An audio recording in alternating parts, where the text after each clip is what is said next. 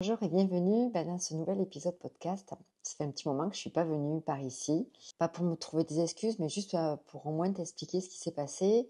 Le 19 mai, j'ai décidé de faire un challenge de 21 jours qui était spécialement concentré sur le développement sur le réseau Instagram. D'ailleurs, si tu ne me suis pas sur Instagram, je t'invite à me suivre, tu trouveras le lien en description. Et du coup, mon cerveau a été vraiment focus là-dessus puisque chaque jour, j'avais des actions à faire et donc j'ai mis de côté le podcast. Et l'idée est venue que je partage en fait 5 choses sur moi sous forme de carrousel sur Instagram et c'était une grosse sortie de zone de confort parce que ça montre un côté assez vulnérable chez moi. Voilà, des choses que je n'ai jamais partagées, jamais dit. Ça crée une certaine connexion avec les gens et je me dis tiens, pourquoi pas le partager en podcast. La première, c'est lorsque j'étais militaire. Je suis partie à l'âge de 25 ans sur un théâtre d'opération, le Kosovo. La guerre a éclaté en mars 1999 et moi j'ai été projetée si je ne me trompe pas, c'était fin juin ou début juillet, enfin, c'était 3 mois après. Et parce qu'à l'époque, je travaillais dans l'informatique et je déployais ce qu'on appelle des systèmes opérationnels, donc des réseaux informatiques. Et donc, on était parti avec une petite équipe et j'étais euh, en connexion avec un état-major de force. Une mission de environ 3 mois. J'ai travaillé avec les forces spéciales. C'était vraiment du terrain, hein. On mangeait les rations de combat. On se déplaçait avec... quand je me déplaçais à Mitrovica, moi j'étais basée à Pristina, la capitale. Et puis quand on se déplaçait, c'était casque, gilet pare-balles, voiture blindée. Enfin voilà, il y avait tout un rythme qui se mettait en place puisqu'on faisait des liaisons, mais ce n'était pas le but vraiment de ce que je veux te partager. Ce que je veux te partager, c'est que donc avec l'état-major de force, c'était le 3e RPIMA avec qui on était sur la base à Pristina. Et en fait, le colonel Feu Six m'a proposé de passer une journée avec eux et de partir, ce qu'on appelle aux frontières. Je voulais voir un petit peu ces hommes qui étaient en poste. Et je me suis retrouvée en fait face à la guerre et à la mort.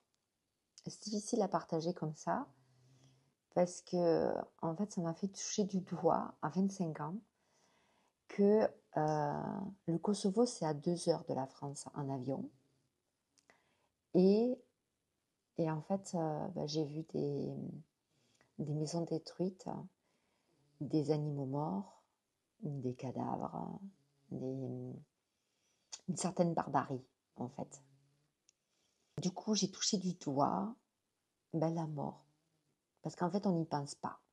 On ne pense pas à la mort parce que tous les jours, la journée s'enchaîne et ce ne sont pas des choses auxquelles on pense. Et je vais rebondir sur ça parce que, en fait, toute une question d'équilibre dans la vie. Il y a la vie et il y a la mort. Il y a le soleil et la lune. Il y a, il y a le noir et le blanc. Il y a la joie et la tristesse. Et tout fonctionne comme ça. Et donc voilà, j'ai touché vraiment du doigt la mort, mais dans le sens que en fait la vie elle est tellement précieuse et que chaque journée, moi je veux que chaque journée ce soit extraordinaire, que je puisse apporter tout mon savoir et tout ce que je peux pour aider les gens. Et puis tout ce que je peux partager avec ma famille, avec mon mari, avec mes garçons, tout ce que je peux faire, je le fais. Je contrôle beaucoup plus mes émotions et je vais en parler dans l'autre partie. Mais voilà, ça c'était le premier point. C'était que le fait d'être parti sur un théâtre d'opération et de voir la guerre de près et de sentir l'odeur de la mort, parce que pour le coup, c'est une odeur très particulière. Voilà. Et ça m'a beaucoup marqué. Ça, c'était la première chose. La deuxième chose, j'ai parlé de mon adolescence et de mon éducation. Lorsque j'étais plus jeune, j'ai été très garçon manqué, c'est-à-dire que j'avais un physique déjà très longiligne, très squelettique. Je n'étais pas formée, j'ai été formée très tard. Et du coup, c'est un âge assez ingrat où j'ai très mal vécu le collège. Je n'avais pas ce côté fille en fait. J'avais les cheveux très courts, même parfois, maman quand elle m'a menée chez le coiffeur, j'ai pas retrouvé de photos, mais j'avais les cheveux rasés, c'est-à-dire c'était très rasé avec très très peu. J'avais une petite brosse, enfin voilà. Donc ça a été difficile de se voir en tant que fille. Voilà, comme j'ai dit sur les réseaux, un vilain petit canard. J'avais vraiment, j'ai eu beaucoup de moqueries parce que mon nom de jeune fille, c'est Roquefort. Donc, bon, je vais pas passer sur tous les noms que j'ai eus, mais enfin voilà. Donc, comme j'avais pas ce côté fille, j'ai été très moquée pendant l'adolescence. Et du coup, ça s'imprègne en soi et on se met en dessous des autres. Donc, mon estime était très basse. C'est quelque chose que j'ai beaucoup traîné. Voilà, c'est le fait de ne pas me sentir féminine ni à la hauteur. Je l'ai beaucoup porté en bagage. Du côté enfant jusqu'à mes 18 ans, puisque j'ai quitté le cocon familial, on va dire, à 18 ans. Je me suis engagée après mon bac à l'armée. J'ai eu une éducation très stricte. Alors, très stricte, je ne vais pas rentrer dans les détails, mais un papa très sévère. Moi, j'ai connu le martinet. Je ne sais pas s'il y a des personnes qui ont connu ça, mais moi, j'ai connu le martinet. Il fallait qu'on reste tout le temps sage avec mon frère. C'est-à-dire que quand on allait quelque part, c'était bonjour, merci, au revoir. On ne faisait rien, on restait assis et voilà, il suffisait juste qu'on regarde mon père pour pouvoir faire telle ou telle chose. Une croyance qui s'est mise en moi de, de dire oui, d'être gentil, pour pouvoir être aimée. Aimée bien sûr de mes parents et aimée après en dehors des personnes que je vais côtoyer. Et c'est vraiment une croyance très profonde que j'ai eue puisque j'ai déplacé l'amour que j'attendais de mes parents par cette croyance. L'amour des autres, d'être accepté par les autres par cette croyance. Donc mon estime, elle était à la cave, ma confiance, elle était à la cave, mon amour de moi était à la cave. Mon avis, bah, c'était pas important. Et j'ai été très en conflit avec mon papa parce que j'avais pas droit de sortir, j'avais pas droit de me maquiller, ni de mettre du vernis. Enfin, avec mon frère, on se couchait à 20h30. Donc, et c'était comme ça. Voilà, c'était comme ça. Bref. Et tout ça pour le partager, c'est que lorsque j'ai quitté l'armée, donc j'avais 39-40 ans, ben, c'est comme si d'un seul coup, il fallait que j'apprenne à me connaître parce que je ne me connaissais pas. Voilà. Donc j'ai travaillé ma confiance, j'ai travaillé mon estime, l'image de moi, euh, j'ai travaillé voilà l'amour de moi. Et c'est tout un travail tellement énorme mais tellement libérateur et que je t'invite à faire. Et si tu as des questions, mais je peux vraiment t'aider parce que je peux te dire que ça a été un gros cheminement et que maintenant, je sais la valeur que j'ai. Je ne dis pas que je me la pète, mais je connais ma valeur. J'ai confiance en moi, en mes capacités. Je m'aime. J'aime mon corps, j'aime la personne que je suis, l'image que je renvoie. Enfin voilà, tout ça, tout ce package, je l'ai travaillé et je suis fière. Je suis fière de la femme que je suis. Voilà. Donc ça, c'était mon troisième point.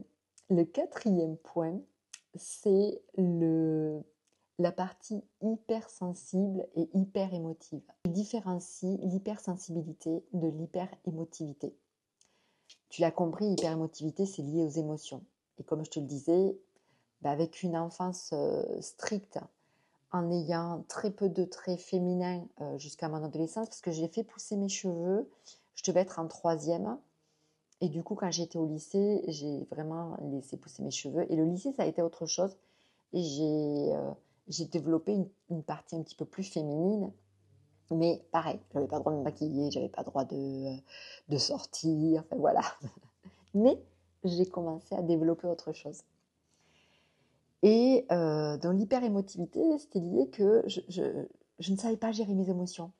C'est-à-dire que, en plus, je suis capricorne, donc je voulais absolument avoir raison.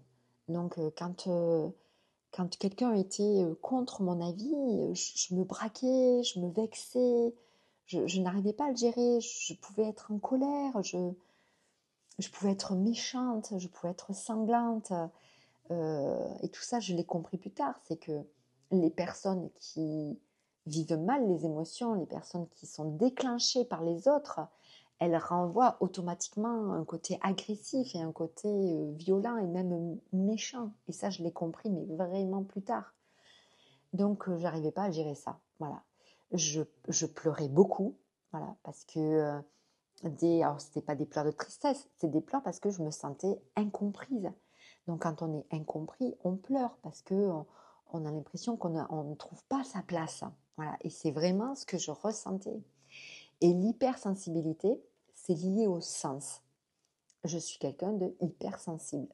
J'ai beaucoup de mal avec le brouhaha, c'est-à-dire quand il y a des endroits avec beaucoup de monde, qu'il y a le son très fort, je peux pas. Ça me vide mon énergie. Ça, c'est la première chose. Donc, je suis sensible au son. La deuxième chose, je suis sensible, voilà, comme je te disais, au fait de s'il y a des endroits où il y a beaucoup de monde et que c'est étouffant ou que c'est oppressant, pareil, ça me vide mon énergie. Alors, quand je dis que ça me vide mon énergie, c'est que je fais des malaises. Voilà. Donc, les premières fois, c'est très surprenant parce que je ne m'y attends pas. C'est-à-dire que je ne comprends pas. Je ne comprends pas ce qui se passe. Les premières fois, ça m'est arrivé. Alors, je suis sortie très tard en boîte de nuit. Ma première sortie, c'était avec ma meilleure amie parce que elle sortait avec quelqu'un qui avait le permis et qui nous a ramenés. Donc, c'était la nuit du bac. Et donc, à la nuit du bac, il a fallu que je sorte à l'extérieur et tout, prendre l'air parce que je me sentais super mal. J'avais des sueurs froides, j'avais des palpitations. Je sentais que j'allais faire un malaise. Et donc, après, c'est venu beaucoup plus fréquemment comme des endroits comme dans les casinos. Les casinos, voilà, je ne peux pas y rester parce que je fais des malaises. Quand on va au ski, les œufs, pareil. Les endroits, voilà, les endroits refermés. S'il y a pas un plafond haut ou je fais des malaises. Voilà. Donc maintenant, ce qu'il y a, c'est que je le ressens vachement en avance parce que j'ai appris à m'écouter, à ressentir les signes de mon corps. Donc, comme je les connais, ces signes, je sais tout de suite comment réagir. Je sais qu'il faut que je prenne de l'air, que j'aille dehors, quitte à ce que je me mette un peu d'eau sur le visage. Voilà, ou alors, assise, ça ne servira à rien. Je peux m'asseoir, je peux faire malaise assise. Voilà. Et j'ai appris à me connecter à mon corps. Voilà, ça je l'ai appris par plein de choses, hein, parce que j'ai fait ce travail sur moi. Donc j'ai appris à gérer mes émotions, j'ai appris à connaître les messages de mon corps, voilà, parce que j'en suis persuadée, le corps communique avec nous, voilà. C'est un super détecteur, c'est un détecteur d'énergie, c'est un détecteur par rapport aux vibrations, par rapport aux relations avec les gens, aux lieux, voilà. Donc, je sais communiquer avec mon corps. Ça fait très perché, mais je sais communiquer avec mon corps. D'ailleurs, dis-moi en commentaire si ça t'intéresse. Pour clôturer, on va dire, ce podcast. Tu es la première personne la plus importante, on va mieux le dire. S'il y a une personne qui est importante dans ta vie, c'est toi. C'est vraiment important. Donc, ces petits morceaux de moi font la Christelle qui est devant toi, qui a 51 ans. Donc, pour clôturer ce podcast, Si ce que je t'ai partagé, ça te parle, si tu te reconnais peut-être dans une de ces histoires-là, eh bien au moins tu te dis que tu n'es pas seule. Et si tu veux échanger avec moi, tu peux le faire là sur différentes plateformes, parce que je suis sur différentes plateformes petit à petit, mais c'est avec plaisir, vraiment. Si je suis dans cette vie, c'est vraiment pour aider les gens. C'est ce que je ressens. Je te remercie d'être resté jusqu'à la fin. Et je te dis à bientôt pour une nouvelle vidéo, un nouveau podcast. Bye bye.